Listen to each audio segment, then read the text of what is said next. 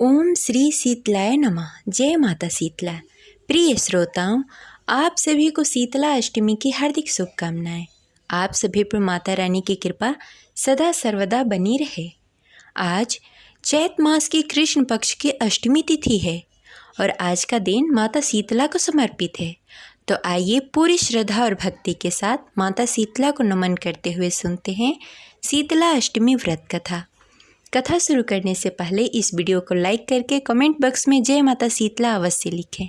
शीतला अष्टमी की पौराणिक कथा के अनुसार एक बार शीतला माता ने सोचा कि चलो आज देखूं कि धरती पर मेरी पूजा कौन करता है, कौन मुझे मानता है। यही सोचकर शीतला माता धरती पर राजस्थान के डुंगरी गांव में आई और देखा कि इस गांव में मेरा मंदिर नहीं है और ना ही मेरी कोई पूजा करता है। माता शीतला गांव की गलियों में घूम रही थी।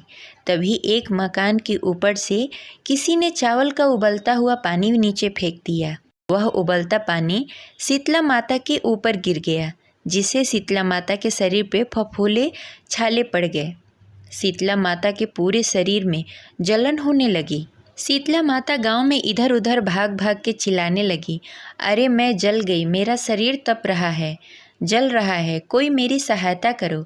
लेकिन उस गांव में किसी ने शीतला माता की सहायता नहीं की। वहीं अपने गांव से बाहर एक कुम्हारन महिला बैठी थी। उस कुम्हारन ने देखा कि अरे यह बुढ़िया माई तो बहुत जल गई है, इसके शरीर में तपन हो रही है, इसके पूरे शरीर में फफोले पड़े हैं, यह तपन सहन नहीं कर पा रही है। तब उस कुम्हारन ने कहा, हे माँ, तुम यहाँ आकर बैठ जा, मैं तेरे शरीर के ऊपर ठंडा पानी डालती हूँ। कुम्हारन ने उस बुढ़िया माई पर खूब ठंडा पानी डाला और बोली, हे माँ, मेरे घर में रात की बनी हुई रावड़ी रखी है और थोड़ा सा दही भी है, तो दही और रबड़ी खा ले। जब बुढ़िया माई ने ठंडी ज्वार के आटे की रबड़ी और दही खाया तो उसके शरीर में ठंडक मिली। तब उस कुम्हारन ने कहा, आ माँ बैठ जा, तेरे सिर के बाल बिखरे हैं, ला मैं तेरी चोटी गूँथ देती हूँ। और कुम्हारन ने माई की चोटी गूँथने हेतु कंघी बालों में करने लगी। अचानक कुम्हारन की नज़र उस बुढ़िया माई के सिर के पीछे पड़ी तो कुम्हारन ने देखा कि एक आँख बालों के अंदर छुपी हुई है। यह देखकर वह कुम्हारन डर के मारे घबराकर भागने लगी। तभी उस बुढ़िया माई ने कहा, रुक जा बेटी, तू डर मत, मैं कोई भूत प्रेत नहीं हूँ, मैं शीतला देवी हूँ। मैं तो इस धरती पर देखने आई थी कि मुझे कौन मानता है और कौन मेरी पूजा करता है। इतना कहकर माता चार भुजा वाली हीरे जवाहरात के आभूषण से परिपूर्ण, सिर पर स्वर्ण मुकुट धारण किए हुए अपने असली रूप में प्रकट हो गईं। माता के दर्शन कर कुम्हारन सोचने लगी कि मैं गरीब अब माता को कहाँ बैठाऊं। तब माता बोली, हे बेटी, तू किस सोच में पड़ गई है। तब उस कुम्हारन ने हाथ जोड़कर आंखों में आंसू लिए हुए बोलती है, हे माँ, मेरे घर में तो चारों तरफ दरिद्रता बिखरी हुई है, मैं आपको कहाँ बैठाऊँ। मेरे घर में ना तो चौकी है और न बैठने के लिए आसन। तब शीतला माता प्रसन्न होकर उस कुम्हारन के घर पर खड़े हुए गधे पर बैठकर एक हाथ में झाड़ू और दूसरे हाथ में डलिया लेकर उस कुम्हारन के घर की दरिद्रता को झाड़कर डलिया में भरकर फेंक दिया और उस कुम्हारन से कहा, हे बेटी, मैं तेरी सच्ची भक्ति से प्रसन्न हूँ, अब तुझे जो भी चाहिए मुझसे वरदान मांग लो। तब कुम्हारन ने हाथ जोड़कर कहा, हे माता, मेरी इच्छा है कि अब आप इसी डुंगरी गांव में स्थापित होकर यहीं निवास करें। जिस प्रकार आपने मेरे घर की दरिद्रता को अपने झाड़ू से साफ कर दिया, ऐसे ही आपको जो भी भक्त होली के बाद की सप्तमी को भक्ति भाव से पूजा करके अष्टमी के दिन आपको ठंडा जल, दही, बासी पकवान चढ़ाए, उसके घर की दरिद्रता को दूर करें एवं अपनी पूजा करने वाली महिला का अखंड सुहाग रखना, उसकी गोद हमेशा भरी रखना। साथ ही जो पुरुष शीतला अष्टमी को नाई के यहाँ बाल ना कटवाए, धोबी को कपड़े धोने को ना दे और पुरुष भी आप पर ठंडा जल चढ़ाए, नारियल फूल चढ़ाए, परिवार सहित ठंडा बासी भोजन करे, उसके काम धंधे व्यापार में कभी दरिद्रता न आए। तब माता बोली, तथास्तु। हे बेटी, जो तुमने वरदान मांगे हैं मैं तुझे सब देती हूँ। हे बेटी, तुझे मैं आशीर्वाद देती हूँ कि मेरी पूजा का मुख्य अधिकार इस धरती पर सिर्फ कुम्हार जाति का ही होगा। तभी उसी दिन से डुंगरी गांव में शीतला माता स्थापित हो गई और उस गांव का नाम हो गया सील की डुंगरी। सील की डुंगरी भारत का एकमात्र मुख्य मंदिर है जहां शीतला सप्तमी के दिन बहुत विशाल मेला लगता है। इस प्रकार शीतला माता की कथा संपन्न हुई। तो प्रेम से बोलिए शीतला माता की जय। वहीं शीतला अष्टमी की दूसरी पौराणिक कथा के अनुसार एक नगर में एक राजा राज्य करता था।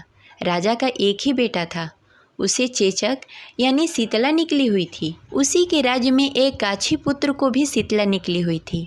काछी परिवार बहुत ही गरीब था। वह भगवती का उपासक था। वह धार्मिक दृष्टि से जरूरी समझे जाने वाले सभी नियमों को बीमारी के दौरान भली भांति निभाता था। घर में साफ सफाई का विशेष ख्याल रखा करता था। नियमों से भगवती की पूजा होती थी। नमक खाने पर पाबंदी थी। सब्जी में न तो छौंक लगता और न ही कोई वस्तु भुनी तली जाती थी। गरम वस्तु न स्वयं खाता और न ही शीतला वाले लड़के को देता था। ऐसा करने से उसका पुत्र शीघ्र ही ठीक हो गया। उधर जब से राजा के लड़के को शीतला का प्रकोप हुआ था, तब से उसने भगवती के मंडप में सतचंडी का पाठ शुरू करवाया था। रोज हवन और बलिदान होते थे।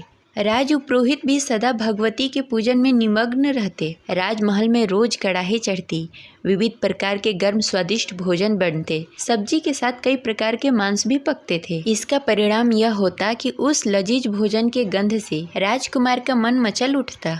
वह भोजन के लिए जिद करता। एक तो राजपुत्र और दूसरे इकलौता, इस कारण उसकी अनुचित जिद को भी पूरी की जाती थी। इस पर शीतला का कोप घटने के बजाय बढ़ने लगता।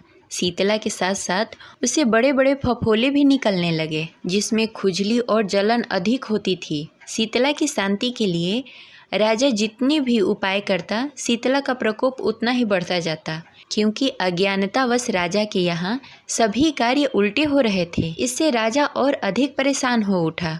उसकी समझ में नहीं आ रहा था, इतना सब होने के बाद भी शीतला का प्रकोप शांत क्यों नहीं हो रहा है। एक दिन राजा के गुप्तचरों ने उसे बताया कि कांची पुत्र को भी शीतला निकली हुई थी, पर वह बिल्कुल ठीक हो गया।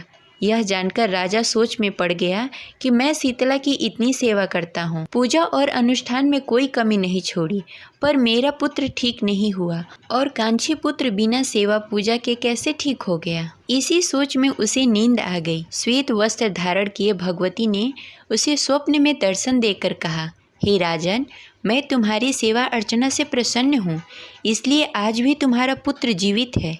इसके ठीक न होने के कारण यह है कि तुमने शीतला के समय पालन करने योग्य नियमों का उल्लंघन किया है। तुम्हें ऐसी हालत में नमक का प्रयोग बंद करना चाहिए। नमक से रोगी के फोड़ों में खुजली होती है।